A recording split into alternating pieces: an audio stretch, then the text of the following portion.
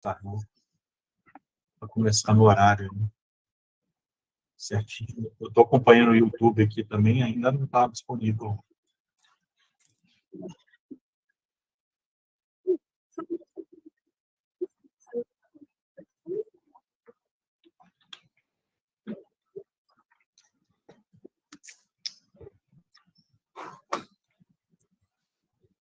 Tá legal.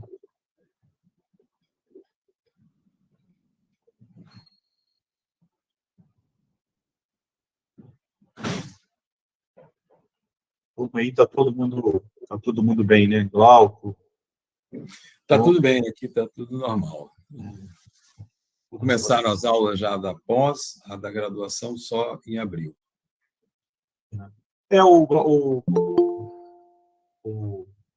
Ele comentou comigo, adiaram aí por algum motivo, né? Nem nós entendemos por que a graduação atrasou, mas não sei. Não havia necessidade. O Braulio comentou comigo, ele esteve aqui semana passada.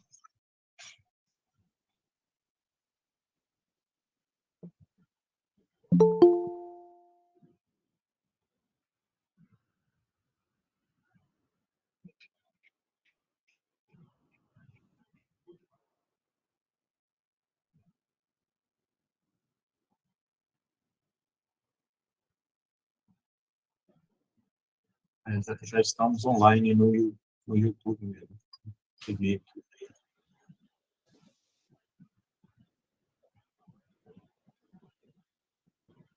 Está falando da COP mesmo ou de casa, professor?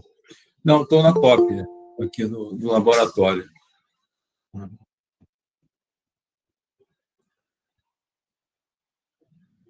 Aqui, algumas vezes, é melhor falar de casa, porque é mais estável, a rede aqui tem ficado bem estável.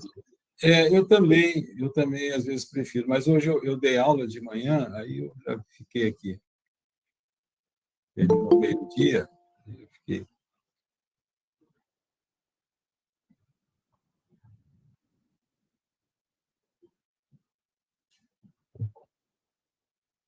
O Haroldo que voltou para o Brasil, né? Me disseram que ele voltou, exatamente. Ficou um longo tempo fora, né? Já está aí. Ele esteve onde? Na Irlanda, eu acho, né? Não, ele foi, porque eu acho que a esposa dele, ela trabalha na Peugeot ou na Renault, e ele ficou ali, acho que na França. Na França? Não sei se é Marseille, é algum lugar ali perto. E eu acho que ele acabou se conseguindo ir para uma universidade lá, né? Mas, na verdade, ele foi acompanhando a esposa e depois eu acho que ele conseguiu. Eu ainda não falei com ele, não.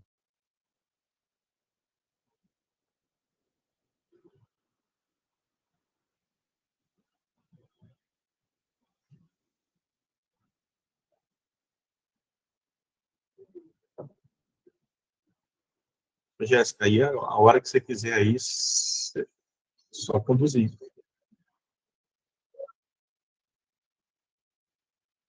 Tudo bem.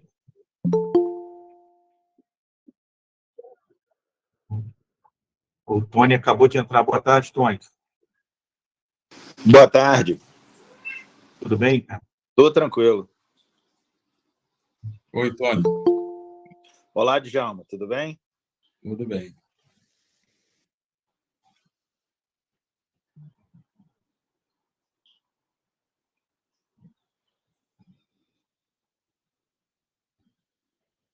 Vou aguardar só mais uns instantes. Vou voltar para ver aqui como é que está lá no YouTube.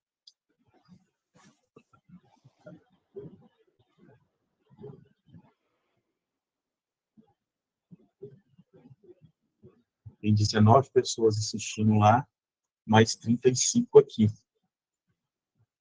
Tem um bom número.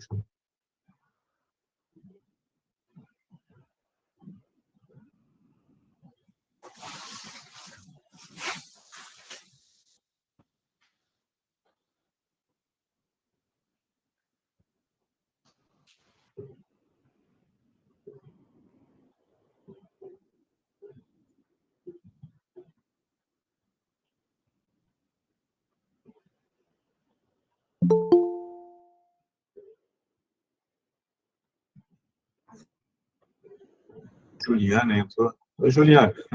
Que bom te ver. Quanto tempo! Prazer te ver aqui. Tudo bem aí? Tudo bom, tudo bom. Professor Djalma. Oi, Juliana, tudo bem? Tudo bem. Vocês poderem ver alguma coisa, porque, na verdade, Que legal.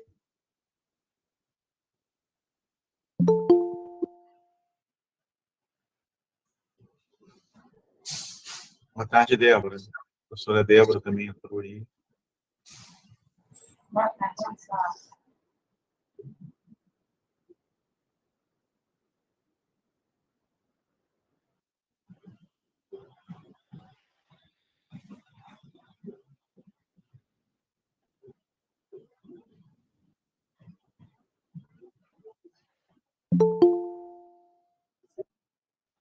Tá bom. Então, Jéssica, você quer falar alguma coisa ou eu posso falar? Posso iniciar? Então, tá bom. Então, vamos lá. Bom, vamos dar início aí, né, a uma palestra do professor Djalma, da COP, do Rio de Janeiro. Vai nos falar um pouco aí sobre o novo contexto do setor elétrico.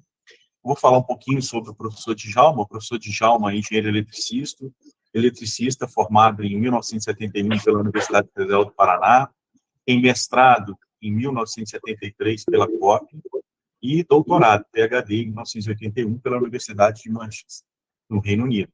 De 1974 a 2002, foi professor do Programa de Engenharia Elétrica da COP, UFRJ, atingindo o cargo de professor titular.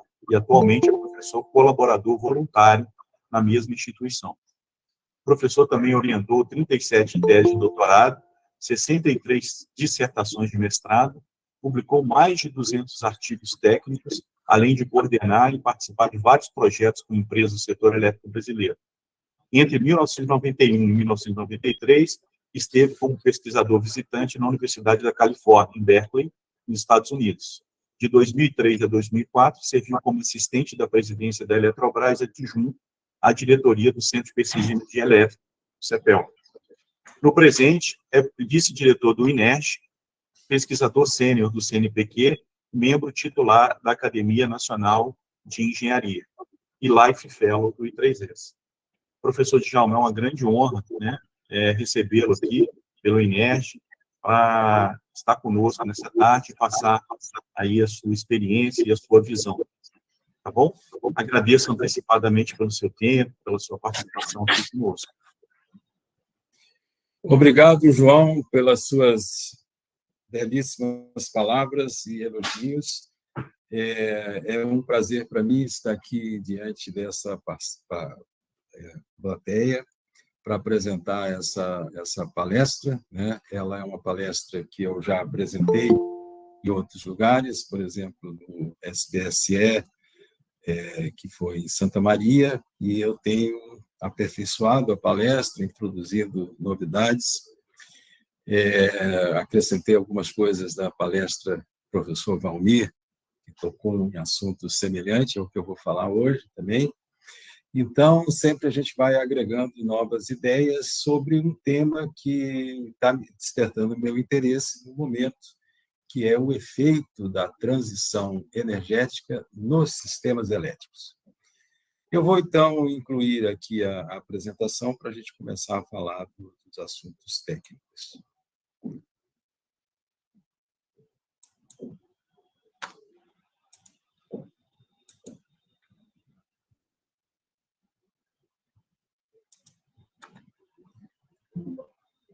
Só para conferir, apareceu aí a apresentação, a primeira transparência? Sim, professor. Tá bom. Então, podemos começar.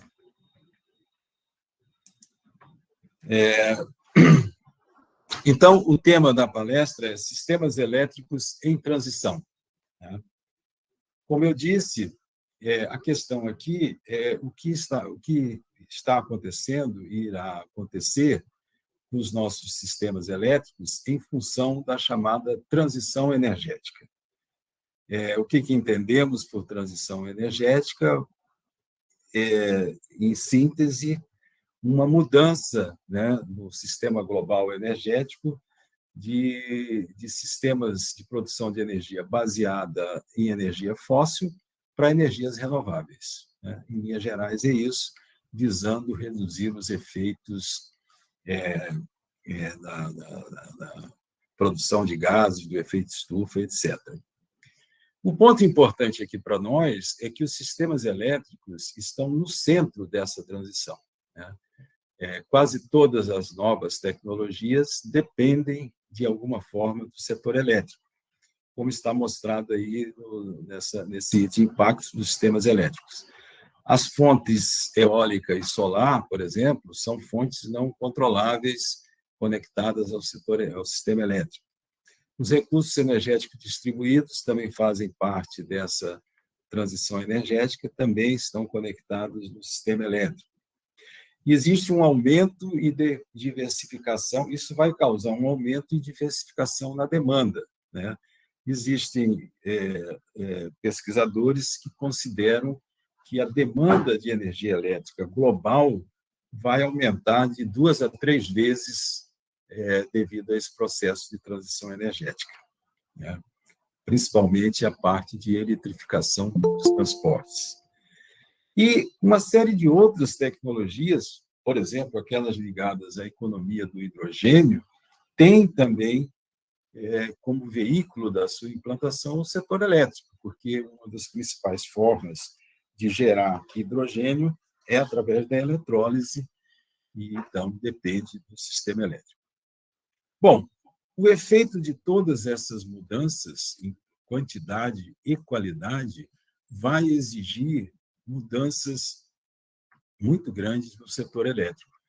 E eu diria que a maioria delas se dirigem numa direção, a direção da flexibilidade. Quer dizer, o sistema elétrico terá que ser muito mais flexível do que ele é hoje em dia. E eu estou indicando aí uma publicação da Irena que trata exatamente dessa questão, né? A flexibilidade para a transição energética. Porque são diferentes fontes não controláveis, uma série de dispositivos diferentes conectados no sistema, o que vai exigir que esse sistema tenha uma capacidade de adaptação muito maior do que ele tinha no passado com os sistemas antigos. E esse é, então, o tema central dessa palestra. Antes, uma pequena passagem pela história, a evolução histórica dos sistemas elétricos, que quase todos concordam que ele iniciou-se por volta do ano 1880, com a primeira usina comercial de energia elétrica implantada pelo Thomas Edison, depois a questão da competição corrente contínua, corrente alternada, Nikola Tesla, Westinghouse, etc. Aí nasceram os sistemas de energia elétrica e até por volta aí dos anos 50 do século passado, o que se viu foi um sistema crescendo, né? E depois a interligação dos sistemas, como está mostrado aí o sistema elétrico brasileiro atual, completamente interligado, né? Mas, até essa época, as ideias básicas permaneciam, né? Quando foi na década de 80, iniciando na década de 80, houve uma mudança substancial na maneira de se conduzir os sistemas elétricos. Iniciou-se em alguns países, Reino Unido, Chile, etc., e foi se espalhando pelo mundo e chegou aqui no Brasil um pouco depois, na década de 90, mas que foi a questão da reestruturação, liberalização, né? Desmembramento da geração, transmissão, distribuição e comercialização, competição na geração e comercialização, que mudou a estrutura organizacional do sistema elétrico. E até aquela figura que está difícil de ler, mas tem lá o mercado atacadista de energia, o mercado varejista. Então, são novidades que foram introduzidas no sistema elétrico. Grande mudança em relação ao que vinha acontecendo no passado. Por volta do ano 2000, acontece também um fato significativo, que foi a entrada em larga escala de geração eólica e solar. Como nós vamos comentar mais à frente na palestra, esse tipo de geração é muito diferente do que conhecíamos. E a diferença maior vem pelo fato dela não ser controlável ou despachável. Alguém pode dizer, não, mas ela é controlável até certo ponto, mas, na realidade, ela não é uma forma de geração despachável, onde eu determino quanto ela vai gerar. Depende de condições da natureza. E, finalmente, aqui, por volta dos anos 2020, né, nós estamos observando aqui esse fenômeno que é conhecido por muitos como 3D, né, e que nós vamos falar um pouco mais dele daqui a pouco: descentralização, descarbonização e digitalização. Então, esse é um cenário que estamos vivendo agora. E, se nós quisermos olhar para frente, eu vejo, o que eu consigo ver é uma nuvem de palavras, né, que a gente começa a ouvir com uma certa frequência, né, e que vão ser questões que vão nos preocupar nos próximos anos, algumas delas já presentes, né, e vão fazer parte, então, da engenharia de sistemas de potência, e mostrando uma certa diversidade de temas para serem estudados. Bom, voltando aqui no 3D, né? O 3D, a primeira perna dele, a descarbonização, ela tem como principal objetivo a redução da emissão de gases do efeito estufa, né? E ela se manifesta principalmente por novas fontes de energia renováveis e pela eletrificação, de uma maneira geral, dos transportes, climatização, eficiência energética, várias linhas, né, onde a energia elétrica passa a ser de grande importância e substitui, né, outras formas de energia. E, se isso for combinado com as fontes renováveis, então produz esse fenômeno da descarbonização, a redução importante dessas emissões. Bom, o segundo pilar é a descentralização, que é um processo em andamento nos sistemas elétricos atuais. O processo de descentralização está, principalmente aqui no caso do Brasil, centrado na geração distribuída, mas começa a entrar também o armazenamento distribuído, a resposta da demanda, os veículos elétricos, micro-redes, usinas virtuais, que são formas de agregar esses recursos energéticos distribuídos, e o sistema elétrico, então, que tinha uma visão bastante centralizada, focada em grandes unidades geradoras e sistemas de transmissão, passa a ser um sistema agora com uma quantidade muito grande de recursos distribuídos. E, finalmente, o terceiro pilar, que é aquele que vai nos ajudar a trabalhar com essa nova realidade, é o processo de digitalização, que acontece em todos os sistemas econômicos, né, no mundo. O sistema bancário, por exemplo, hoje totalmente digitalizado, e que chega fortemente também nos sistemas elétricos, né, com novos sensores, novos tipos de medidores inteligentes, sincrofasores, uma automação muito maior, e que permite essa digitalização, o uso de técnicas de computação avançadas, conhecidas aí como Big Data e Analytics, né? As técnicas de inteligência artificial, principalmente centradas no machine learning, técnicas como blockchain, que ter potencial para revolucionar as formas de comercialização de energia. Então, a mudança, o efeito da transição energética no sistema elétrico, ele se apoia principalmente nesses três pilares. Alguns autores usam 5Ds, aí acrescentam mais algumas coisas, mas eu prefiro ficar nessa simplificação aí dos 3Ds e concentrar nessas mudanças principais. Bom, recuando um pouco, vamos ver o que o sistema de energia precisa mudar, né? Olhando inicialmente como é que ele foi concebido, né?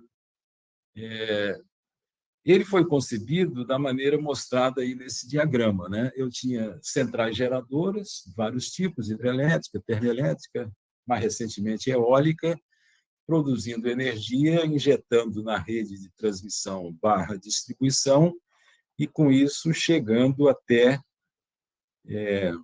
vou botar aqui um apontador, chegando aqui até esses quadradinhos aqui representam as redes de distribuição, ou seja, onde estão os consumidores. Então, era um sistema com fluxo de potência basicamente unidirecional, né? De um lado fontes, de outro lado consumidores. E o importante era a gente sempre equilibrar a geração com carga. Características complementares: geradores síncronos, diretamente conectados à rede. Isso é um ponto importante que nós vamos falar daqui a pouco. Fontes despacháveis, né? A hidrelétrica, mas a hidrelétrica depende do clima. Depende, mas se tiver reservatório, ela fica controlável. Eu posso determinar em pequenos horizontes quanto que eu vou gerar. Fluxo unidirecional, já falamos.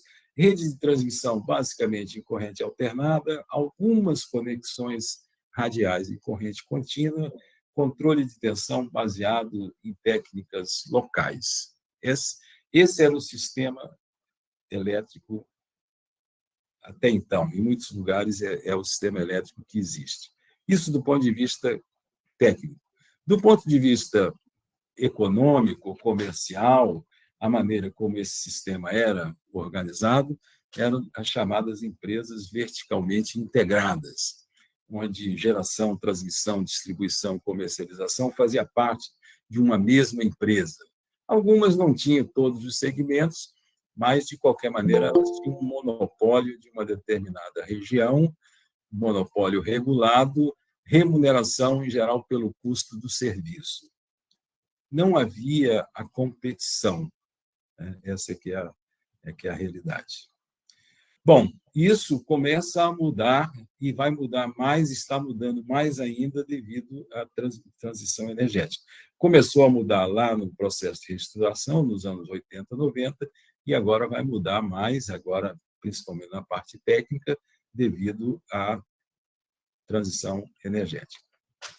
Na parte econômica, o que a transição fez, né? Desmembramento, geração, transmissão, distribuição e comercialização, competição na geração e comercialização, surgimento do mercado atacadista, mercado varejista. No Brasil já temos o mercado atacadista funcionando há bastante tempo, o mercado varejista começa a crescer, e a tendência é ele também ser preponderante. Ou seja, nós vamos ter aqui vários tipos de consumidores livres, né? Alguns poucos consumidores ainda cativos, comprando sua energia diretamente da distribuidora, mas isso aqui tende a desaparecer, né? De acordo com as propostas que estão sendo analisadas, né? Por exemplo, o projeto de lei 414/2021 da chamada modernização do setor elétrico. Ele já prevê grandes mudanças nessa área. E entra agora um novo elemento, que são os recursos energéticos distribuídos, que estão aqui conectados nos consumidores, né? Onde desperta a possibilidade de novas formas de comercialização, né? Esse gerador distribuído que está nesse consumidor, ele pensa, às vezes, em vender a energia dele para o consumidor que está aqui ao lado, né? A chamada comercialização peer-to-peer. A ANEEL já examina, já tem feito estudos nessa direção. Microrredes e VPP são formas de agregar esses recursos energéticos distribuídos. Bom, então, nós vemos aqui que estamos, já desde a década de 80, reestruturando esse sistema elétrico, e as novas tecnologias que estão sendo introduzidas vão ainda proporcionar cada vez mais formas diferentes de comercialização de energia, o que vai alterar ainda mais essa estrutura do sistema elétrico. Do ponto de vista técnico, né, o que os 3Ds estão causando no sistema elétrico. Já falamos, né? Usinas não despacháveis, eólica e solar, e aqui no Brasil também temos grandes hidrelétricas a fio d'água, que são, no fundo, usinas não despacháveis também, né? Um ponto que eu marquei aqui em vermelho para chamar a atenção: geradores conectados por inversores. Então, aqui no meu gráficozinho ilustrativo, está cheio de caixinhas vermelhas, né? Porque as eólicas são interligadas por inversores, as fotovoltaicas também, as baterias também, a microgeração também. Então, isso implica o quê? Redução da inércia mecânica, restrições ao controle de tensão e outras coisas, né? Sistemas de transmissão CA e CC embutidos. Agora, os sistemas de transmissão em corrente contínua não são mais radiais, né? Nós estamos enchendo o sistema brasileiro de linhas de transmissão em corrente contínua. Tem uma projetada para entrar aí em 2028, vindo lá do Nordeste aqui para a região Sudeste. Então, isso forma o que se chama um sistema de transmissão CA e CC embutido, né? Um está sobreposto ao outro com interações muito, muito fortes. Nós estivemos estudando aqui, por exemplo, essa questão do controle de fluxo na rede CA causado por alterações na rede CC, os chamados loop flows. Tem um problema já estudado muito no sistema brasileiro do multi-feed, várias linhas de transmissão em corrente contínua chegando aqui numa região região sudeste do Brasil. Nesse cenário, onde eu vou precisar cada vez mais de flexibilidade, a questão do armazenamento passa a ter uma relevância muito grande. E aqui, no nosso caso brasileiro, usinas hidrelétricas reversíveis voltaram à mesa de discussão, né? Ainda não tomamos nenhuma decisão de construir nenhuma delas, mas os estudos estão avançados. Assim como baterias, sistemas de baterias.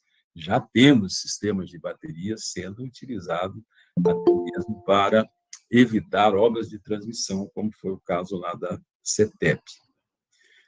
O processo de digitalização se impôs, né? PMUs, medidores inteligentes, gerando quantidades enormes de dados, né? E os recursos energéticos distribuídos introduzindo problemas, por exemplo, com questão de observabilidade ou baixa observabilidade do operador. Quer dizer, antigamente, o operador se preocupava com a demanda. A demanda, a gente, depois de 100 e poucos anos de sistemas elétricos, a gente aprendeu a prever a demanda com uma certa precisão. Só que a demanda agora não é mais a demanda, a carga não é mais só a carga, é uma carga líquida, porque eu tenho que abater a geração distribuída, eu tenho que abater o armazenamento, abater o adicional, o armazenamento funciona nos dois sentidos. E não se esqueçam que nós já temos no sistema brasileiro cerca de 18 gigawatts de geração distribuída, que é uma Itaipu e meia, né? E a EPE prevê que isso vai rapidamente chegar a 2 ou 3 Itaipus. A geração distribuída não causa impacto só no sistema de distribuição. Nós temos estudado muito o sistema de distribuição, mas ela causa impacto no sistema interligado. Por outro lado, ela pode oferecer não só quilowatt-hora, ela pode oferecer outros serviços também. São geradores que estão conectados na rede de distribuição, eles poderiam oferecer alguns serviços ancilares. Então, nós temos aqui, do ponto de vista técnico, um outro sistema elétrico, né? Em cima daquele antigo que a gente tinha, nós colocamos uma série de novos dispositivos que nos permitem, por um lado, nos causam problemas, e, por outro lado, nos permitem criar soluções bastante diferentes do que fazíamos no passado. E quais são os desafios? Eu fiz aqui um elenco de alguns pontos que eu acho que são desafios importantes desse novo sistema elétrico em transição. Primeiro, é a geração renovável variável, ou intermitente, ou não despachável. São vários nomes que a gente pode dizer, né? A geração eólica, é possível prever-se geração eólica com uma certa precisão no médio e longo prazo, mas no curto prazo é difícil, né? E eu tirei aqui 2 exemplos de um relatório do ONS, mostrando aqui variação na rampa de geração eólica, que em determinado dia do mês de agosto de 21, 3.196 megawatts por hora. Variou, né? Em uma hora variou 3.196 megawatts. Né? E aqui variações de um dia para o outro, né? Para mostrar como a geração eólica é uma coisa bastante difícil de prever no curto prazo e que exige, né, novas tecnologias para o chamado segmento da curva de carga. Quer dizer, eu tenho que garantir que eu vou conseguir acompanhar a curva de carga com uma geração que pode me deixar na mão, como está mostrado aqui nesses gráficos. A fotovoltaica é um pouco mais previsível, mas também tem os seus problemas com nuvens, etc. Né? Soluções, né? De novo, o aumento da flexibilidade. Né? Por exemplo, no nosso caso, nós temos muitas usinas hidrelétricas, então a hidrelétrica é uma usina muito flexível, né? Eu posso variar bastante a geração da hidrelétrica rapidamente, mas, por outro lado, elas estão cheias de restrições com relação às vazões, devido a enchentes, à irrigação, não sei mais o quê, da maneira que elas estão se tornando inflexíveis também. Então, não tem como ajudar tanto a tratar dessa variação da geração eólica e solar. Aí, armazenamento, baterias e reversíveis passam a ser uma opção realmente muito importante. Outra coisa é a resposta da demanda, ainda pouco explorada no Brasil, né? E que, se eu não consigo controlar totalmente a geração, posso tentar controlar a demanda, né? Porque o que eu preciso é o equilíbrio entre essas duas coisas. Outra tentativa que estamos fazendo aqui é o mercado de capacidade, quer dizer, o comprar capacidade, que vai ficar aí de reserva, na hora da emergência ela é usada. Né? Então, é uma outra maneira de atacar esse desafio da geração renovável variável. Desafio 2, geradores conectados por inversores. Nós aprendemos todos nos cursos básicos de sistemas elétricos que existe o sistema tradicional, ele tem um mecanismo natural de controle de oscilações, né? Que eu encontrei esse gráfico aqui num artigo lá do I3E que eu acho interessante, né? Ele representa o sistema elétrico como se fosse um grande eixo rodando e os geradores síncronos perfeitamente acoplados a esse eixo, né? Os motores de indução não são perfeitamente acoplados e os geradores eólico e solar podem ser ou não. E aí é que está um ponto interessante da coisa, né? Os geradores conectados por inversores estão se tornando importantes no nosso sistema, né? Que é o caso da eólica e solar. Até então, seguimos um sistema chamado de grid following. Esses geradores eólico e solar acoplados por inversores, eles seguem a rede. Eles não interferem na dinâmica da rede. Eles simplesmente se acoplam à rede e vão fornecendo potência na frequência e na tensão da rede. Tudo bem, isso funciona muito bem enquanto eles forem uma proporção pequena da geração. Mas na hora que eles forem realmente substituindo os geradores síncronos, que tinham aquele mecanismo natural de controle de oscilações, porque se havia um desequilíbrio da carga e geração, a velocidade diminui-se, ou a velocidade aumenta, etc., isso não existe mais aqui. Então, aí surge uma alternativa, que são os chamados sistemas grid-forming, onde os inversores são programados para fazer esse papel, de certa forma, do que a máquina síncrona fazia. Então, os geradores conectados por inversores passam a ter também uma influência no funcionamento dinâmico do sistema, criando uma espécie de inércia virtual, né? Bom, é claro que toda a tecnologia acoplada a isso é bastante sofisticada, né? Porque lá no passado era uma coisa natural, o sistema massa-mola, né? Que era as nossas máquinas síncronas, agora isso tem que ser criado através de algoritmos de controle. Desafio 3, recursos energéticos distribuídos, né? Que já falamos, são a geração distribuída, o armazenamento distribuído, a resposta à demanda, veículos elétricos. Eu incluí aqui também a eficiência energética, embora ela não seja propriamente um recurso físico, né? Ela é mais um procedimento, né? Bom, o problema aqui é, do ponto de vista técnico, como organizar isso aqui, né? São milhões de dispositivos que estão espalhados em vários pontos da rede e, principalmente, com essa característica behind the meter, né? Atrás do medidor. Ou seja, eles são propriedades dos consumidores, eles não estão sob o controle das concessionárias, né? Eles formam a chamada tecnologia grid edge, aquela tecnologia ali da borda da rede. Como trabalhar com isso aqui, né? Quer dizer, na medida que isso começa a ter uma importância muito grande no sistema, a necessidade, né? Por exemplo, nós já falamos que o operador não observa, não tem como observar com precisão o que está acontecendo com esses dispositivos. Daí surgirem as ideias de várias formas de agregação, né? Primeiro, os agregadores mesmos, que são mais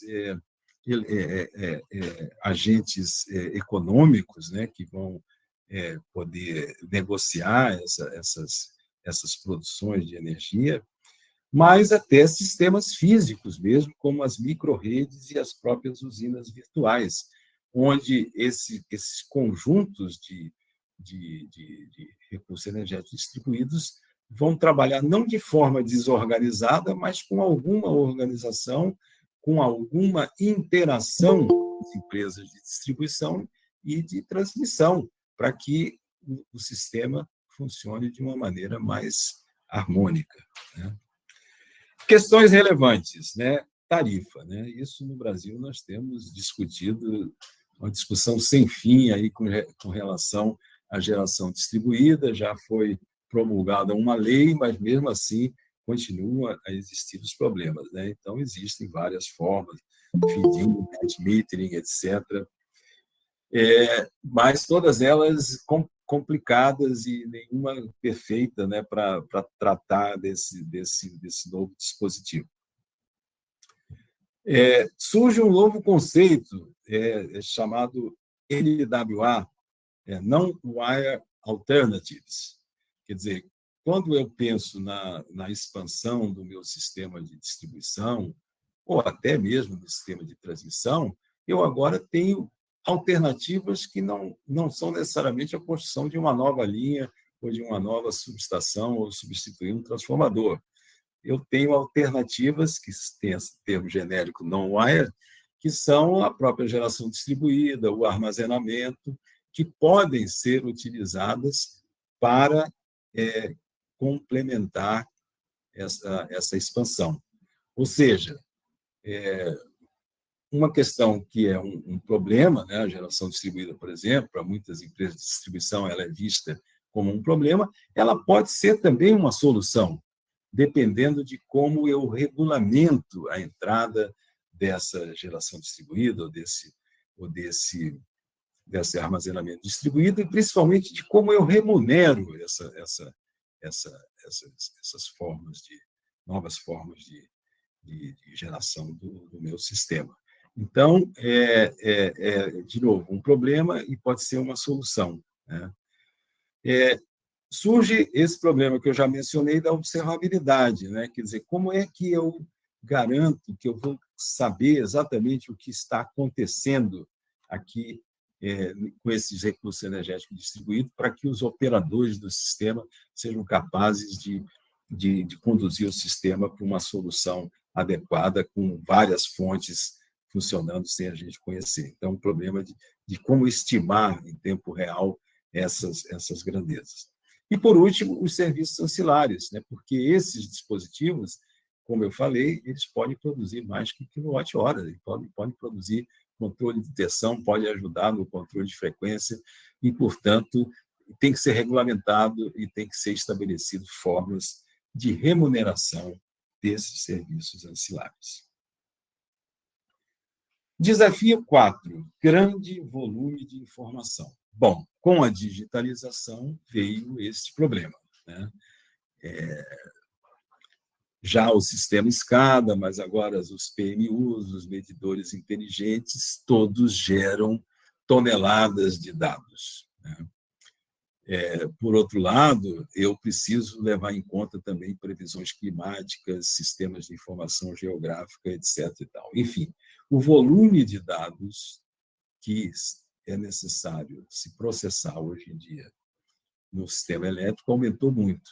Por outro lado, esse volume de dados contém uma quantidade de informação muito grande e que pode ser muito útil na operação do sistema.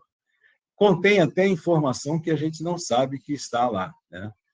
Essa é uma característica dessas técnicas de Big Data e Analytics, mineração de dados, etc., que elas podem extrair informações até que estão escondidas nos dados, né? E as empresas de energia elétrica já começam a usar essas técnicas, né? Nós temos softwares como esses aí que eu citei, Power BI e Tableau, que já são usados, né, para trabalhar com esses grandes volumes de dados, por exemplo, dados de geração eólica, né, que é uma coisa complicada, porque são muitos dados, mas muito importantes para tratar estratégias de planejamento e operação do sistema. Mas a grande novidade, etc., e é onde vai haver a grande influência, são as técnicas de aprendizado de máquinas, né? Aprendizado de máquina, né? Quer dizer, genericamente, né, as técnicas capazes de extrair desse grande volume de dados as informações necessárias. E nós estamos vivendo uma época onde essas técnicas realmente atingiram um grau de maturidade muito grande e a gente está observando, e até com um certo espanto, né, o surgimento de ferramentas como esse chat GPT, né, que realmente cujo potencial a gente nem é capaz de observar, né, de estimar no momento com precisão, mas que certamente vai causar grandes mudanças, até mesmo na educação, né? Acho que nessa plateia boa parte das pessoas são de universidade e isso vai trazer grandes mudanças no ensino, mas também na aplicação das empresas de energia elétrica, né? Essa figura aqui que eu tirei aqui de uma publicação lá da Texas A&M, ela mostra muito bem aqui a quantidade de processos que existem no sistema elétrico, as origens dos dados, e isso tudo pode ser condensado e levar a grandes resultados, né, que podem ser usados para otimizar o sistema elétrico. Esse é um dos grandes desafios. Desafio 5, novas formas de comercialização, né? A disponibilidade desses recursos, como medidores inteligentes, micro-redes, usinas virtuais, geração distribuída, armazenamento, e das técnicas de computação, como blockchain, internet das coisas, técnicas de IA com aprendizado de máquina, elas abrem as possibilidades de diferentes formas de comercialização, né? Então, esta figura aqui, que é baseada aqui numa publicação da Irena, ela mostra o tal do peer-to-peer, né? Quer dizer, eu tenho aqui uma residência que tem uma geração solar, né? Uma outra que não tem geração solar, mas tem um carro elétrico, né? Então, um consumidor pode transferir a energia dele para o outro, né? E, assim, outras combinações possíveis, né? E isso, utilizando técnicas, por exemplo, como blockchain, são viáveis, né? Não são tão complicadas, né? Como seria um processo ainda tradicional de eu transferir os créditos para a distribuidora transferir. Não, isso tudo pode ser feito entre os próprios consumidores, né? Então, a junção dessas tecnologias proporciona possibilidades muito grandes de novas formas de comercialização de energia, tarifas, agregadores, créditos de energia limpa, né? Já tem países onde é possível adquirir a energia que a gente consome só de fontes limpas, né? Gerenciamento doméstico da energia, como V2G, o Vehicle to Grid, ou o Vehicle to Home, né? Quer dizer, eu posso transferir a energia da bateria do carro para a residência, ou da residência para o carro, em várias formas, né? E resposta da demanda, né? Que é um campo grande para ser explorado, né? Para otimizar o sistema elétrico e que pode se valer dessas novas tecnologias. A ANEEL tem aqui uma nota técnica interessante, eu não sei exatamente em que ponto esse processo está lá, mas ela lançou essa tomada de subsídios para o recebimento de contribuições sobre resposta da demanda, usinas virtuais, microrredes, etc., onde ela fala dessas várias formas de comercialização, inclusive peer-to-peer, né? Então, é um assunto que já está no radar da nossa agência reguladora. Desafio 6, resiliência climática, né? É um fato que nós estamos verificando, vamos dizer assim, na própria pele, né? Que o clima da Terra está mudando, né? E a quantidade de eventos extremos está aumentando, né? Acabamos de ter aí um evento extremo no litoral de São Paulo. Ano passado tivemos um evento extremo aqui em Petrópolis e está acontecendo no Nordeste. Tivemos períodos de muita seca, que os nossos reservatórios chegaram a quase zero. Enfim, os fatos estão acontecendo. Qual é a motivação? O que está causando isso? É possível até discutir, mas o que eles estão acontecendo é real, né? E isso, obviamente, impacta o sistema elétrico, né? Tanto com essa quantidade de raios aí atingindo os geradores eólicos da foto, mas afeta em outros aspectos menos catastróficos, como, por exemplo, temperatura crescente, né? Temperatura crescente significa também consumo maior de energia para refrigeração, mudança nos padrões de precipitação. Isso é um fato que nos afeta no Brasil, particularmente devido à nossa grande dependência hidrelétrica, né? Elevação do nível do mar, cheias, ciclones, etc. Tudo isso precisa ser considerado agora, né? E como é que nós vamos conviver com isso, né? Aumentando a nossa resiliência a esses fatores, né? Através de uma capacidade de antecipar aos fenômenos, né? De absorver e acomodar e se recuperar desses fenômenos.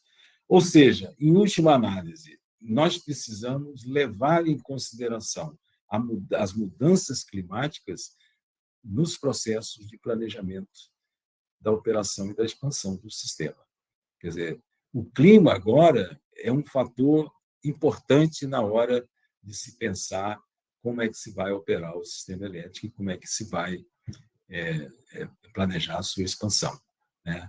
Nós temos que levar em consideração a possibilidade dessas situações extremas.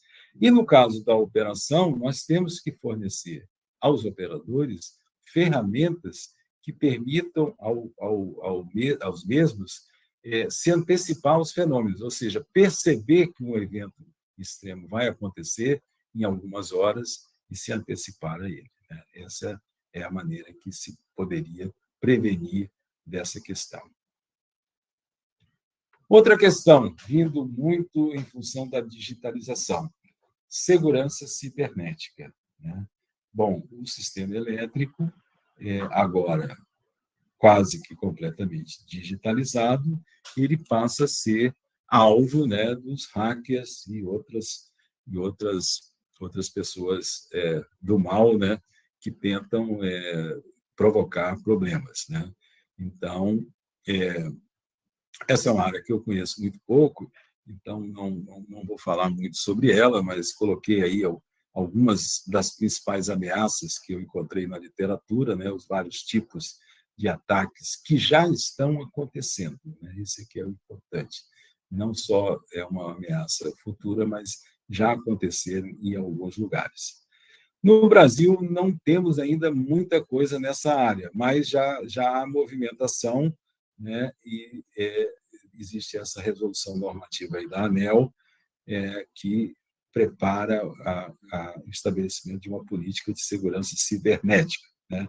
E existe uma publicação interessante aqui do Ioni e outros autores lá do GESEL, da UFRJ, sobre um levantamento, um survey da questão de segurança cibernética no setor elétrico brasileiro. Então, é uma área que vai ficar cada vez mais crítica, né, na medida em que os sistemas forem se tornando cada vez mais automáticos, né, eles e mais digitalizados. Então, há uma preocupação sobre realmente essa questão da segurança. Bom, e como é que o Brasil se situa em relação a esses desafios, né? Então, uma passada rápida na situação atual, em que pontos a gente tem que tomar determinados cuidados, né? Primeiro é que nós estamos aumentando de uma forma substancial a geração não controlável, né? Há um crescimento muito grande da geração eólica e solar e um planejamento de crescimento muito grande da geração eólica offshore, né? Eu coloquei aqui no mapa alguns pontos onde já está sendo mapeado possibilidade de construção de parques eólicos offshore. Ou seja, a perspectiva é que nós vamos ter cada vez mais fontes não controláveis no sistema. Então, esse é um ponto importante. Muitas usinas hidrelétricas a fio d'água, né? As nossas grandes usinas do norte são assim, né? Que são também usinas que não nos oferecem grande possibilidade de controle. Geração distribuída fotovoltaica, crescendo muito, né? Como já citamos, né? É outra questão. E reduções operativas nas usinas hidrelétricas existentes, né? Quer dizer, as que já existiam, que eram flexíveis, estão se tornando inflexíveis porque temos restrições não diretamente ligadas ao sistema elétrico, mas ligadas a outras questões. E as novas que estão sendo construídas são a fio d'água. Então, quer dizer, também as hidrelétricas não têm muita flexibilidade a nos oferecer. Mudanças climáticas. Temos observado no Brasil grandes alterações nos regimes de chuvas e incertezas que causam incertezas na geração hidrelétrica.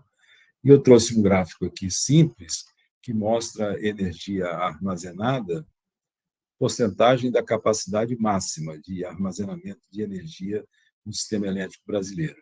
Então, temos aqui o evento de 2001, que foi o racionamento, né?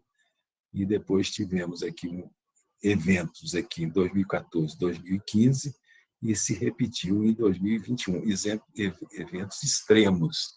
Aqui tivemos um racionamento, aqui nesses dois pontos chegamos muito próximos de racionamento. Então, nós estamos vendo que o fenômeno está se repetindo, e agora parece com uma frequência maior, né? Decorreu o quê? 15 anos, depois mais só 6 anos, e assim a coisa está indo.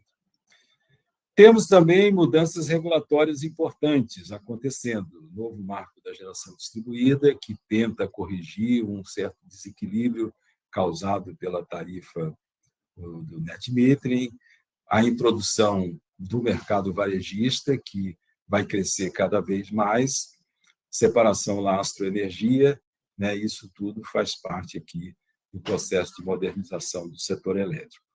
Olhando aqui para a transmissão, aquele fenômeno que eu falei, né, das várias linhas de corrente contínua sobrepostas ao sistema de transmissão, a nova linha planejada aqui e várias linhas de corrente alternada também sendo construídas. Então, um sistema cada vez mais complexo dentro dessa realidade que eu tenho descrito aqui nessa palestra. Bom, agora fazer um pouquinho de propaganda aqui do nosso trabalho aqui na UFRJ. Nós concluímos recentemente 2 projetos de P&D patrocinados pela State Grid Brasil Holding e que trataram, de certa forma, dessas questões que eu toquei aqui, né? Não todas, mas principalmente os impactos. No primeiro projeto, o impacto da conexão de geração eólica e solar em larga escala no Sistema Interligado Nacional, quer dizer, o que isso causa em termos de dificuldades na operação do sistema, e o outro que examinou essa questão dos elos de corrente contínua e ultra alta tensão e uso de compensadores estáticos, etc., a parte mais ligada à corrente contínua, à eletrônica de potência. Esses 2 projetos nos deram uma ideia muito grande, muito boa de como o sistema elétrico brasileiro, dos problemas que tem no sistema elétrico brasileiro. Tivemos uma interação com o Instituto CEP, lá da China, né? Um pouco prejudicada pela pandemia, mas, pelo menos em termos virtuais, trocamos muitas informações, porque a China é um país que tem um sistema elétrico parecido com o nosso, né? Embora 10 vezes maior, mas que tem características semelhantes. E também tivemos, nesses 2 projetos, boa interação com o ONS e EPE, várias reuniões em conjunto com eles, para conferir se os resultados que a gente chegou faziam sentido ou não, né? E, como resultado desses projetos, estão sendo editados 2 livros, né, que estão praticamente... Então, os livros estão prontos, vão ser lançados em breve, e eles vão ser naquele sistema onde vão ser editados algumas cópias em papel, mas o livro em PDF vai ser disponibilizado no site da editora, que é essa ePapers, e onde vai poder fazer o download gratuito do livro e, portanto, a divulgação dos resultados desse trabalho. Bom, por fim, né, como eu sou professor e também, como eu disse, vários dos que estão assistindo nessa palestra são ligados à academia, eu lanço aqui uma certa reflexão em relação à formação do engenheiro, né, do engenheiro de sistemas de potência, de sistemas elétricos, né? O novo engenheiro, né? O engenheiro antigo já formamos muitos, né? O que o novo engenheiro precisa para enfrentar essa nova realidade? Primeiro, eu acho que ele precisa de uma inclusão profunda da eletrônica de potência. E quando eu digo inclusão profunda, não é mandar o aluno fazer um curso de eletrônica de potência, que é o que nós temos feito até agora, né? Nós continuamos ensinando o que está no livro do Stevenson, né, e outros parecidos, e diz, você vai lá e estuda eletrônica de potência para entender o que é aquilo. Não, nós agora temos que incluir a eletrônica de potência nos nossos cursos de análise de sistema de potência, análise de defeitos, estabilidade, etc., porque ela definitivamente entrou no sistema elétrico, e o sistema elétrico é um sistema eletrônico agora, né? Então, geradores conectados por inversores, recurso de energia distribuído, transmissão CCAT, FACTS, tudo eletrônica de potência. Então, o engenheiro tem que ter uma formação sólida e integrada, né? Quer dizer, ele entender o que a eletrônica de potência afeta a estabilidade do sistema elétrico. Como é que ela afeta, né? Então, esse é um primeiro passo que deve ser incluído. O segundo é modelo de negócios, quer dizer, o novo engenheiro ele precisa entender aquela estrutura do novo sistema elétrico, né? Como é que a energia é comercializada. Não é que ele vai ser um especialista em comercialização, mas aquilo impacta o funcionamento técnico do sistema, né? Novas formas de comercialização, influência das mudanças climáticas, tudo isso passa a ser importante na formação do engenheiro. E, finalmente, a ciência dos dados, né? Modelos, com ciência dos dados, eu falo genericamente de modelos estatísticos e de otimização, IA e aprendizado de máquina, e, principalmente, metodologias data-driven versus model-driven. A engenharia de sistemas elétricos, e eu acho que as outras também, mas eu vou ficar aqui restrito à engenharia de sistemas elétricos, ela foi uma engenharia toda baseada em modelos, né? Eu estou na escola de engenharia há muito tempo, como aluno, como professor, e tudo que eu estudei foram modelos. Modelo de sistema de fluxo de potência. Tem lá umas equações tiradas da teoria dos circuitos que mostram como é que o fluxo de potência se distribui na rede. Modelo da dinâmica eletromecânica, a equação swing, como é que a máquina síncrona oscila, o modelinho da máquina síncrona, etc. Isso é uma maneira de estudar o sistema muito importante e foi o que direcionou a engenharia durante, sei lá, pelo menos 50, 100 anos aqui nos sistemas elétricos. Mas agora existe uma outra fonte de conhecimento, que são os dados. Então, eu posso estudar a mesma coisa só com os dados. Aí vocês dizem, então vou jogar os modelos fora. Não, deixa o modelo ali do lado. Mas eu tenho uma outra maneira de entender o funcionamento do sistema. E eu posso combinar as duas coisas, né? A informação que eu tenho do modelo com a informação que eu tenho do funcionamento real do sistema, que está, a impressão digital do modelo do sistema está nos dados. Eu tenho como extrair o DNA do sistema elétrico, que é o que eu tentava reproduzir com o meu modelo, da informação dos dados. Então, eu acho que o novo aluno de engenharia elétrica tem que entender que existe um conhecimento também nos dados, né? Que pode ser tão útil quanto aquele que ele aprendeu no modelinho de como funciona uma máquina síncrona, né? Então, essas são novas visões que eu acho que tem que ser transmitida aos novos engenheiros do setor elétrico. Bom, conclusões, né? A transição energética ela tem como veículo principal da implementação da transição energética o sistema elétrico. Então, nós que somos do setor elétrico, estamos no centro da transição, tá? A transição passa por nós, né? E nós vamos ter que adaptar o nosso sistema para a transição. E ela vai provocar, e está provocando já, grande alteração no funcionamento do sistema elétrico. E os desafios são aqueles que eu falei, né? Geração renovável, geradores conectados por inversores, recurso energético distribuído, etc., né? E qual é o principal requisito? Flexibilidade, flexibilização. O sistema tem que estar preparado para enfrentar novas situações, porque a geração não é garantida, a carga é variável, porque tem geração distribuída no meio dela, tem também resposta da demanda, a gente não sabe exatamente como é que o consumidor responde aos apelos da resposta da demanda, tem os eventos climáticos extremos, ou seja, tem muita coisa variável, e o sistema tem que ser flexível o suficiente para enfrentar essas novas condições operativas. E eu termino aqui recomendando uma outra publicação da Irena, reorganizando os sistemas de potência para a transição. Como é que eles devem ser reorganizados para enfrentar a transição. Bom, com isso, eu encerro a palestra, agradeço a atenção de todos e fico aqui à disposição para alguma discussão ou pergunta. Obrigado. Professor Djalma, muito obrigado. Parabéns pela apresentação, foi muito boa.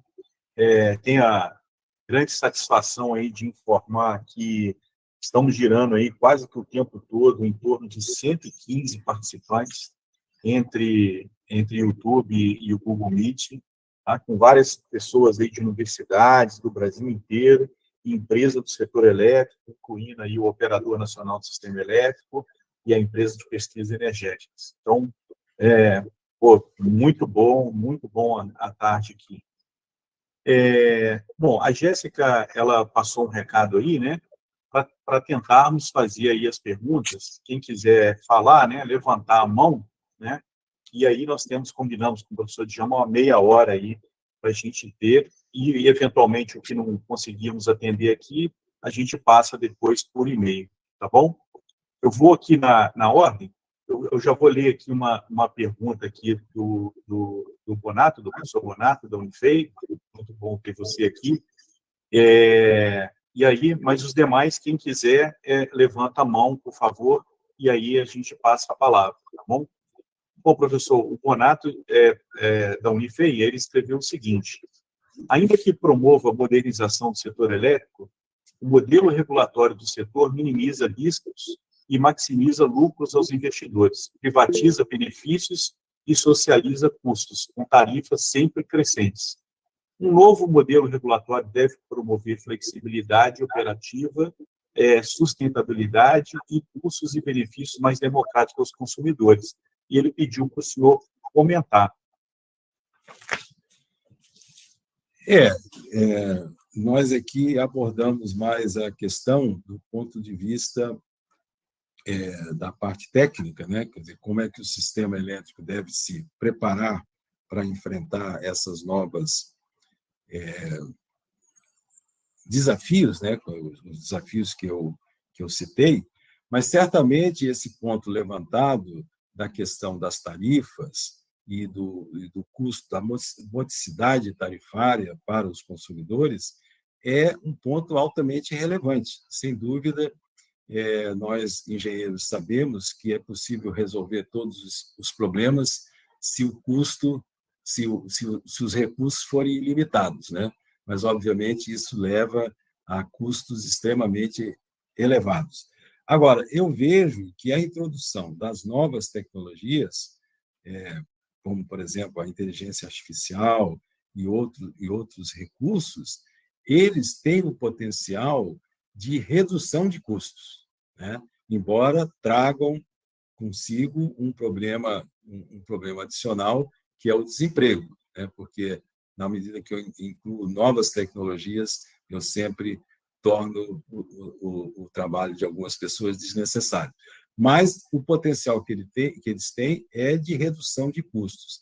Agora, a questão da tarifa de energia é uma questão bem mais complexa do que técnica, né? E a gente tem observado, até pela imprensa, a discussão nos últimos tempos, com relação à questão de subsídios, de despesas que são incluídas na tarifa de energia elétrica que poderiam ser evitadas, né? Nós presenciamos recentemente, na medida provisória de privatização da Eletrobras, a inclusão de 2 chamados jabutis, né, que certamente vão aumentar o custo da energia elétrica de forma desnecessária. Foi incluído lá a construção de usinas termoelétricas em locais que não são os locais, digamos, recomendados pelos estudos de planejamento, e também a prorrogação dos contratos do Proinfa, que foram contratos realizados há 20 anos atrás e que deveriam ter sido encerrados agora, porque eles envolvem custos de energia eólica muito elevados.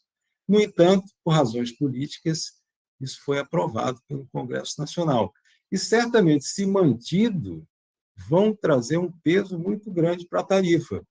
E não tem nada a ver com a questão técnica, né? Quer dizer, eles são questões políticas. Então, eu acho que existe um espaço muito grande de redução de custos de energia baseado na eliminação de certos subsídios que são desnecessários e que nunca deveriam ter existido e que estão lá aumentando desnecessariamente o custo da energia. Obrigado, professor. Vou passar agora, então, a palavra ao professor Valmir, da Unicamp, que está com a mão levantada. Professor Valmir, por favor, fique à vontade para fazer a sua pergunta. Bom, Djalma, parabéns aí pela apresentação excelente. Eu vou fazer uma pergunta com um pouquinho mais para o lado técnico, que acho que encaixa bem no seu projeto que você terminou ali com o pessoal da Grid. Em alguns fóruns, eu andei vendo entidades e mesmo alguns profissionais bem renomados, falando que cada vez nós vamos ter a micromineração crescendo de um tanto que talvez a gente não precisa mais investir tanto em rede.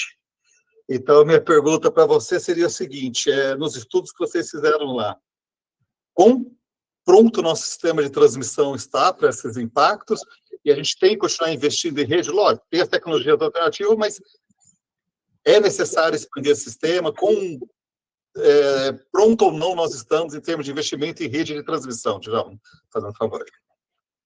Não, eu acho que você tem razão. A transmissão continua sendo um fator decisivo dentro dessa ideia da flexibilidade, né? Eu acho que, claro, por exemplo, o armazenamento pode ajudar bastante, mas você ter recursos de transmissão suficientes para você ter alternativas, né? Quando você tem variações tão grandes na geração, no perfil de geração, é fundamental.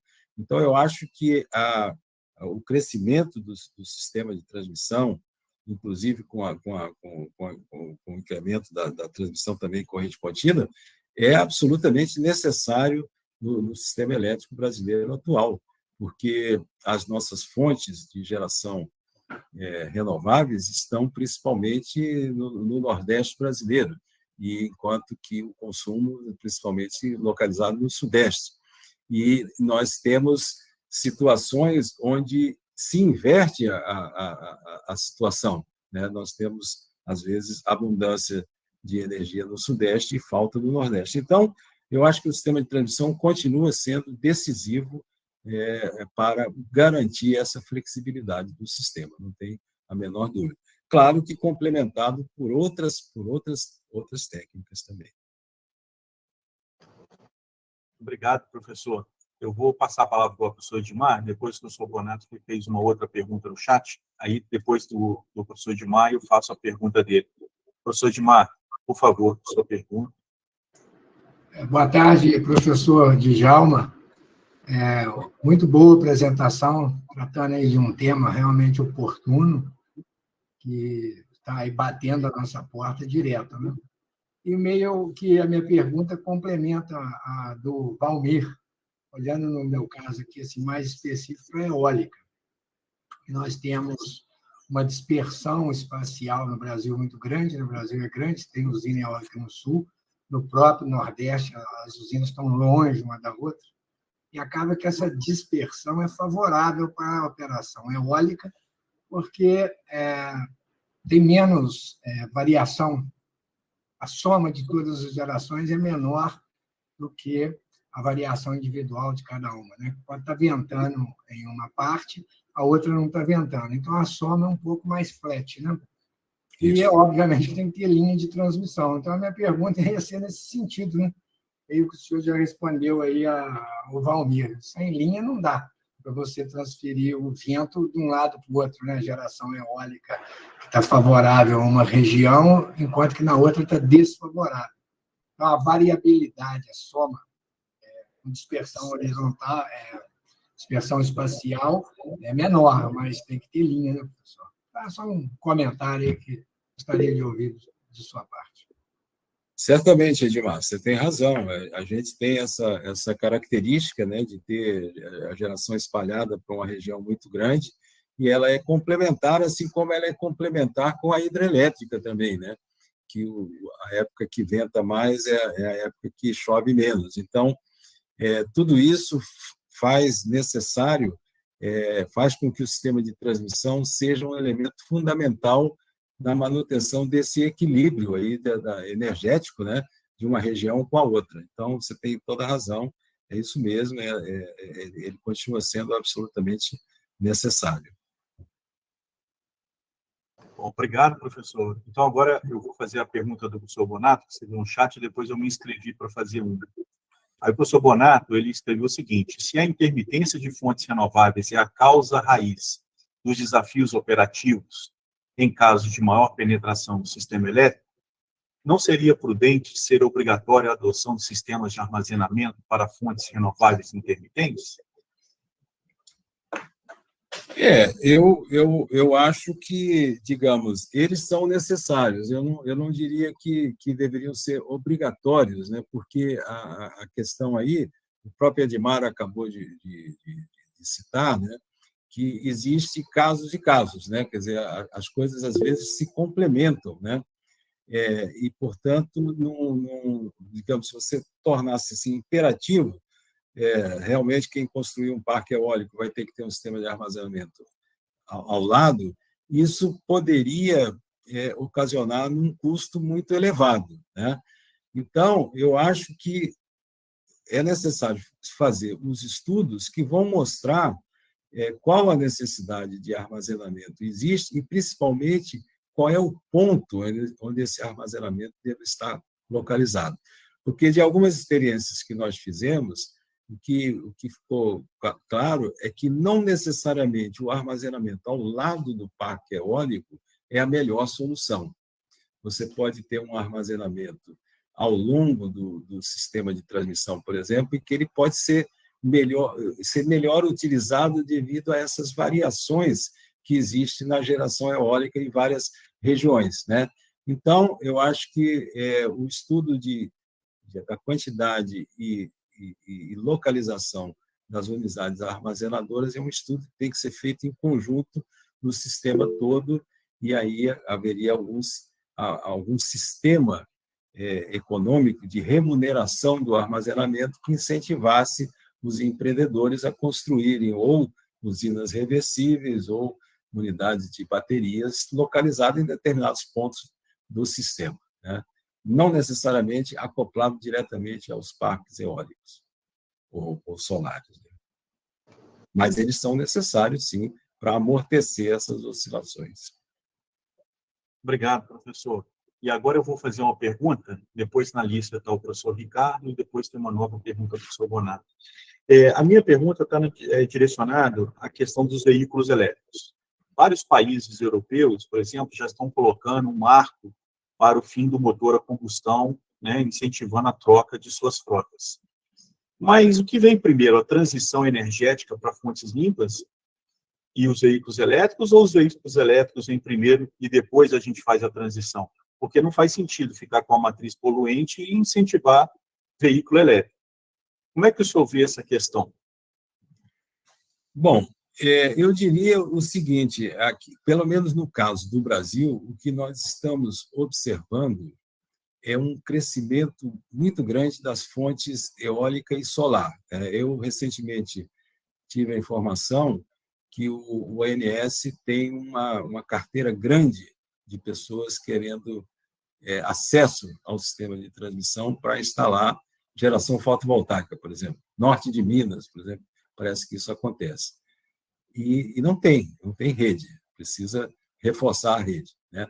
Então, eu tenho a impressão que a geração eólica e solar, elas estão indo por conta própria, né? Porque elas se tornaram muito competitivas e nós vamos ter grande oferta desse tipo de geração. Agora, por exemplo, a gente observa o posicionamento de várias empresas de petróleo querendo instalar geração eólica offshore, né? E até, às vezes, a gente pergunta, olhando lá para alguns mapas onde tem as possíveis localizações, a gente pensa, mas nós não temos demanda para todos esses parques eólicos, é muita coisa. Mas aí talvez respondesse a sua pergunta, quer dizer, existe já uma oferta de empresas querendo construir parques eólicos e solares, né? E, então, eu acho que o problema vai ser esses parques estão andando na frente. Então, quando os veículos elétricos entrarem, nós vamos ter como abastecer esses veículos elétricos com geração renovável, com certeza. No Brasil, isso é um fato no Brasil. Em outros países, talvez não seja verdadeiro. Mas aqui, parece que a oferta continua grande de empreendedores querendo construir novas usinas. renováveis. Obrigado, professor. Passar a palavra para o professor Ricardo Monte Henriques. Ricardo, por favor. Professor Djalma, aí, parabéns pela apresentação, né? Muito realmente inserida aí nos desafios que a gente tem. E nesse contexto, eu queria, na realidade, fazer duas perguntas, porque elas têm temas distintos. A primeira, mais técnica, né? A gente sabe, especificamente no Brasil, que o Nordeste vem batendo recordes, né, de geração, atingindo, inclusive, patamares iguais ao da carga, né, lá no Nordeste. E, conforme você mesmo comentou, né, um dos desafios, né, em função da incerteza dessa inserção e das rampas, né, é a questão da inércia. A minha primeira pergunta é de caráter dinâmico, né? Até que ponto nós vamos ter uma penetração dessas gerações com baixa inércia, sem ter aliado a ela reservas, por exemplo, síncronas, para sustentar eventuais problemas que possam ter na rede? Essa é uma discussão que o próprio ONS acho que já tratou em alguns procedimentos de rede, com inércia sintética, né? Mas a gente sabe de relatos de, não sei se é apagões, eu acho que a palavra melhor é blackout, né? Exatamente por esse problema. Então, eu queria, na primeira pergunta, saber qual é a sua visão em relação à questão dessa falta de inércia nessas fontes. E a segunda pergunta, agora com caráter mais de ensino. A gente vem vivendo o processo aí de reformulação nas engenharias, né? Agora, nesses últimos 3 anos, né? E você citou essa importância hoje de um profissional de potência mais multidisciplinar, né? Que iniciativas assim mais recentes você considera positivas no sentido da gente sair daquela aula tradicional, né, do Monticelli, né, de estabilidade, para um aprendizado mais multidisciplinar? Não sei se aí acabei enrolando, mas a primeira pergunta é sobre a inércia, né, a dinâmica, e a outra sobre a questão do ensino, da preparação do engenheiro de sistemas de potência. Obrigado. Bom, em relação à primeira pergunta, a gente adquiriu uma certa experiência nesse projeto que a gente fez com a State Grid, e a dúvida no início do projeto era justamente essa. Quer dizer, os problemas introduzidos por essas fontes eólicas, principalmente eólica, solar, né, nesse projeto ela foi uma presença menor. Quais são? Será que o sistema elétrico brasileiro tem condições de expandir essa geração eólica e vai causar problemas? Bom, o que nós concluímos dos estudos, e a gente forçou um pouco, né, situações onde a geração eólica era até maior do que o que está se prevendo que ela vai acontecer, é que existem problemas, mas não são problemas assim gravíssimos. São problemas que podem ser resolvidos com pequenas alterações na maneira de operar o sistema, né? E com as novidades que a eletrônica de potência está trazendo, como é essa que eu falei do grid forming, né? Quer dizer, porque realmente, se todas as fontes ligadas por inversores continuarem a funcionar como elas funcionam agora, onde elas não interferem no controle da rede, aí realmente vai ficar muito complicado. Mas se elas tiverem alguma participação também nessa maneira de controlar a rede, eu acho que é perfeitamente possível um crescimento ainda bem grande dessas fontes na matriz elétrica brasileira, né? Então, o problema realmente existe, mas ele tem solução, né? E não é soluções revolucionárias, são soluções realmente que estão ao alcance da engenharia no momento, né? Então, essa é a primeira coisa. Com relação à formação do engenheiro, eu opto agora pela formação do engenheiro com uma característica multidisciplinar, né? porque realmente a nossa experiência aqui com os nossos egressos é que eles vão trabalhar nos mais diferentes tipos de empresas, né? Então, realmente, eles têm que ser flexíveis. Como o sistema elétrico, eles também têm que ser flexíveis, né? Então, eu acho que o importante da engenharia, cada vez mais, são os fundamentos, né? Quer dizer, a gente tem que garantir que os nossos engenheiros saiam das universidades com uma formação sólida nos fundamentos, né? Nos métodos matemáticos, nos fundamentos da engenharia elétrica, circuitos, eletromagnetismo, conversão eletromecânica, a eletrônica de potência agora, eles dominaram esses fundamentos. Agora, exatamente, e a introdução dessas novas coisas que eu coloquei, por exemplo, os modelos de negócios, a questão do processamento de dados, né, dos métodos baseados em dados, que eles tenham esses fundamentos. E lá fora eles se adaptam rapidamente às mudanças, né?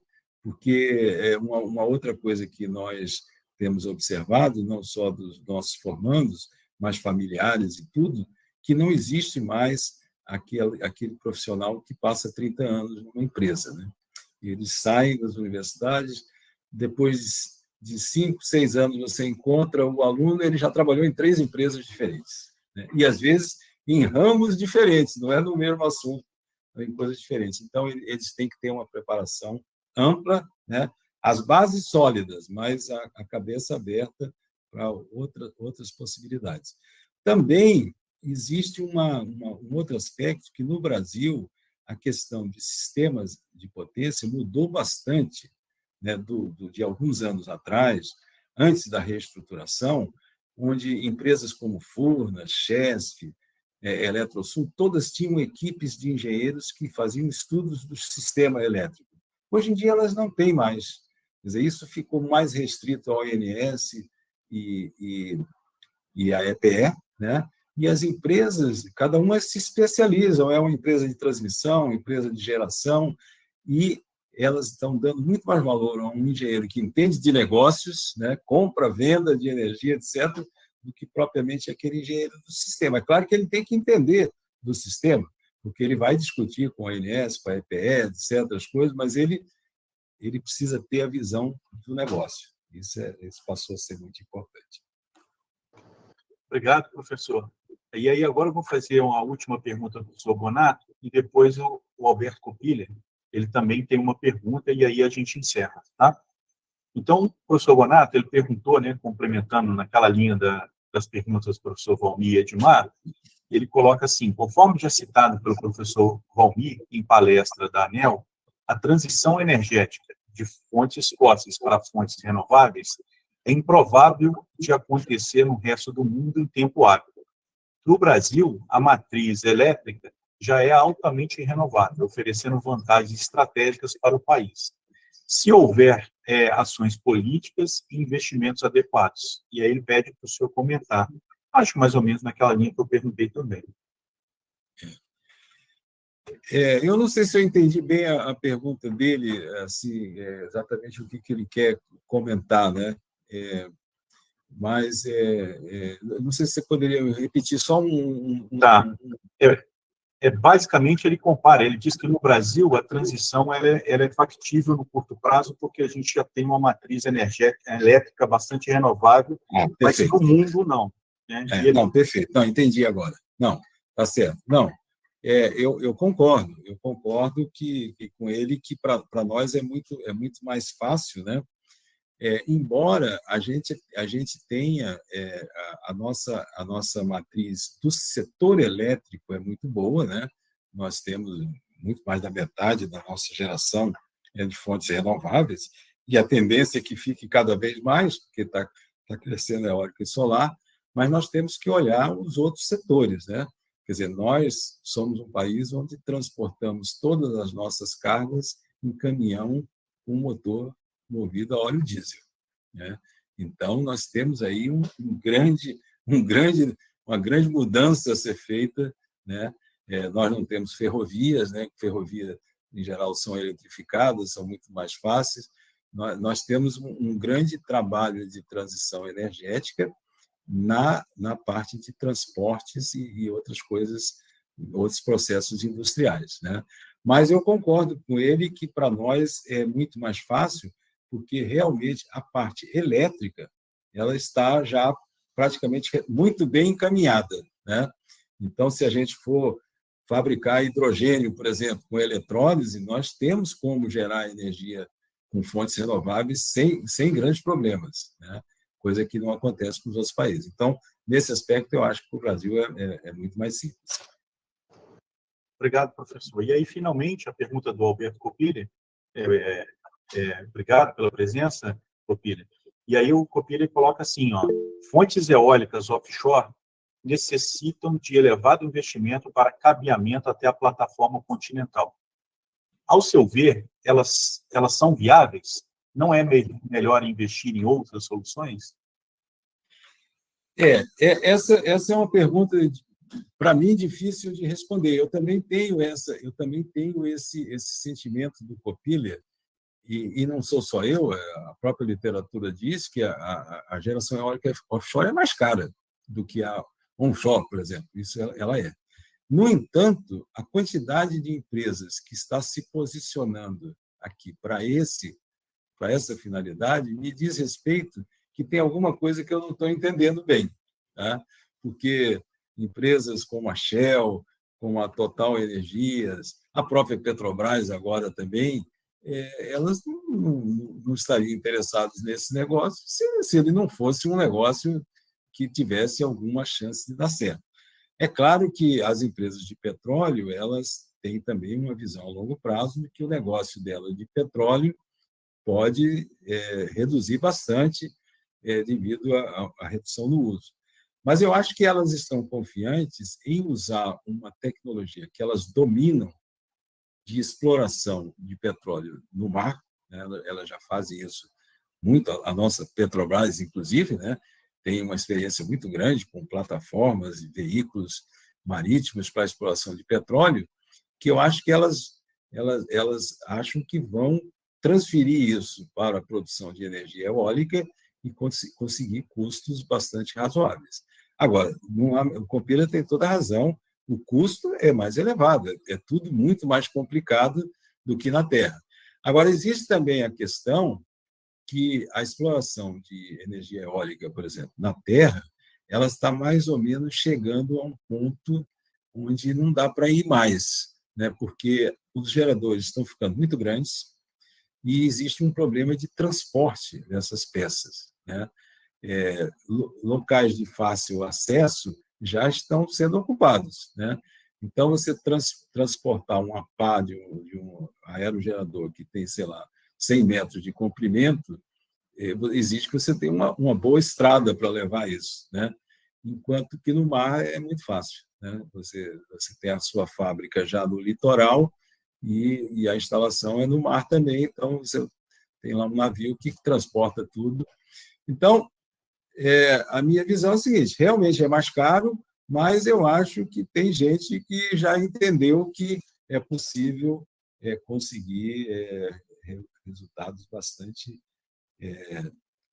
adequados, né, e com essa exploração de recursos offshore. Obrigado, professor. Se eu me permitir, eu vou fazer uma última pergunta, que é de um colega meu aqui na sala. Se eu não fizer, ele me bate aqui. É vizinho aqui, é do professor Marcelo Tomin. E é uma pergunta que eu ia fazer também, que estava guardada aqui, mas ele perguntou o seguinte: como o senhor analisa a atual situação dos métodos tradicionais empregados para análise de sistemas de potência frente a essa transição que vem sendo observada no setor? Acredito que ele se referencia a métodos computacionais, né? E eu complementaria, né? A gente tem escutado muito falar, né, que a confiabilidade agora ela ganha uma importância cada vez maior. Se o senhor concorda com isso, se o senhor não concorda, como é que o senhor vê essa questão? Não, eu acho que os métodos convencionais que a gente estudou e desenvolveu ao longo de vários anos, eles continuam tendo sem dúvida alguma, a sua validade. Só que esses métodos precisam ser complementados com as novas tecnologias existentes, né? Quer dizer, eu citei o negócio do data-driven, né? Quer dizer, os nossos métodos, eles todos são baseados em modelos, né? E eles têm uma função muito grande, né? Sem dúvida. Mas o fato é que agora, quer dizer, você pega um ONS, por exemplo, o ONS está instalando PMUs no sistema elétrico brasileiro todo. Então, daqui a pouco vai ter uma quantidade enorme de PMUs e uma quantidade enorme de dados coletados por essas PMUs. Ou seja, você tem ali naquele conjunto de dados como o sistema elétrico brasileiro funciona. Né? Bom, nós tentamos entender o funcionamento do sistema elétrico rodando fluxo de potência, estabilidade, ANATEM, na rede, etc. Essa é a engenharia que a gente conhece. Né? Agora, existe uma outra engenharia que poderia até, embora eu acho que não deva fazer isso, mas poderia dizer, esqueça isso aí tudo, eu vou entender o funcionamento desse sistema só com os dados. Agora, eu acho que a solução vai ser combinar as coisas, né? Combinar as duas coisas. Você pode, com os dados que você tem, ajustar esses modelos, né? Porque a gente sabe que os modelos matemáticos não são perfeitos, né? Eles têm defeitos, eles têm imperfeições, etc., e a gente pode ajustar esses modelos de tal maneira que a gente tenha uma coisa muito melhor no futuro. Então, eu acho que continuam válidos, sem dúvida alguma, esses modelos, mas a gente tem que começar a olhar as novas possibilidades em termos de estudos do sistema físico. Né? Obrigado, professor. Eu acho que a Jéssica está com a mão levantada. Jéssica, você...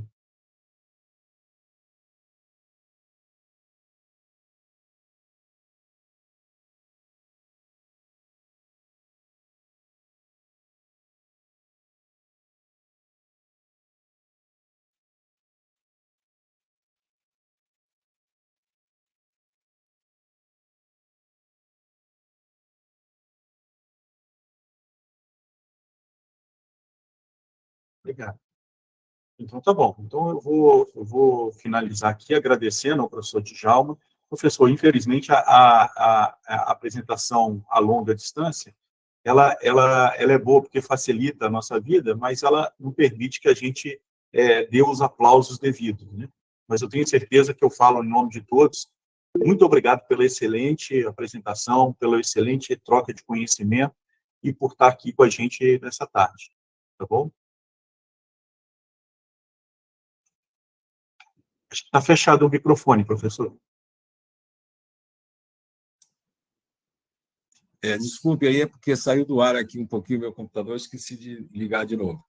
Eu que agradeço pela atenção, pela oportunidade de poder transmitir essas ideias, e fico aqui à disposição de vocês todos. Se alguém tiver alguma dúvida, é só mandar um e-mail para mim e a gente tenta responder na medida do possível. João. Oi, Tony. Oi. Só antes de encerrar, eu queria aproveitar que está todo mundo presente para a gente dar uma boa notícia.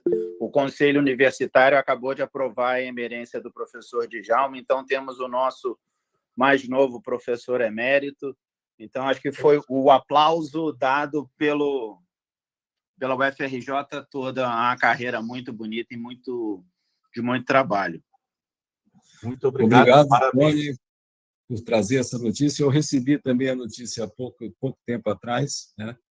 E fiquei muito satisfeito. É um reconhecimento, né, da carreira, os 50 anos que eu estive aqui na UFRJ até agora. Obrigado a todos que contribuíram para essa carreira. Muito obrigado, professor, e parabéns, mais do que merecido. Muito obrigado. Pessoal, muito obrigado e boa tarde a todos.